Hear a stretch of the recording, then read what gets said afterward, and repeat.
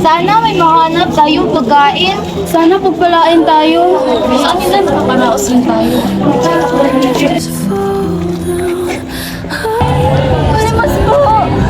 Bawal po kayo sa amin. Nagutom na ako. Ang sakit-sakit ng tiyan ko.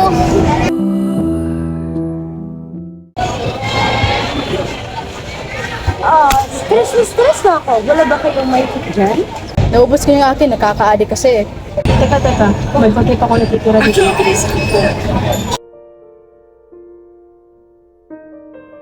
Baka wala na kayong stock dyan. Ito. Kaban na. Isa.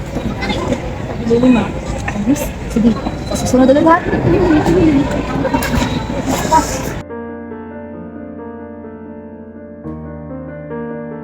Parang napasobra na ata ako sa droga. Hindi na pwede. Ate, tulungan niyo po kami. Ilang araw na po kami walang kain. Pakiusap po kahit barya lang. Maawa na po kayo sa amin. Ito, isa dito. Ang bait-bait ko, maraming salamat po. Alam niyo, may alam ako solusyon upang makahon kayo sa hirapan. O ito, tanggapin niyo. Droga?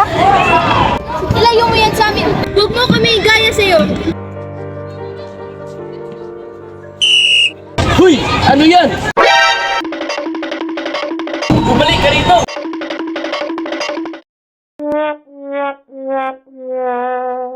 Anong nangyayari rito? Maawa po kayo sa amin. Wala po kaming ginagawang masama. Nagmamalimos lang kami. Totoo po yung sinabi niya. Maawa na po kayo. Pakisendo ka na lang magpaliwanag. Sinabing wala kaming kasalanan. Bakit pa ayaw ninyong maniwala? Dahil pa kami ay isang pulubi? O dahil hindi ka paniwala ang aming kaanyuan? Kulma ka na, bago pa lumala ang sitwasyon. Hindi dapat kami naririto. Dapat yung babaeng yun ang naririto sa posisyon namin. Babae? Sinong babae yung sinasabi mo? Tama sinasabi ng chief.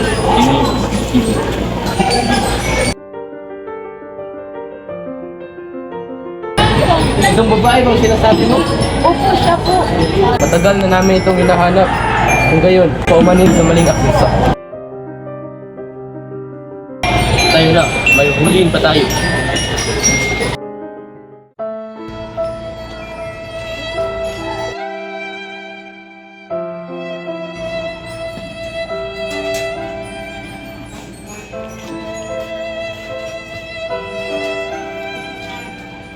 Walang hiya kayo? Matapos ko itulungan, ito lang yung gagatin nyo? Katahimikan! Hindi porkit kami ay pulubi ay pwede rin kaming lapastangin.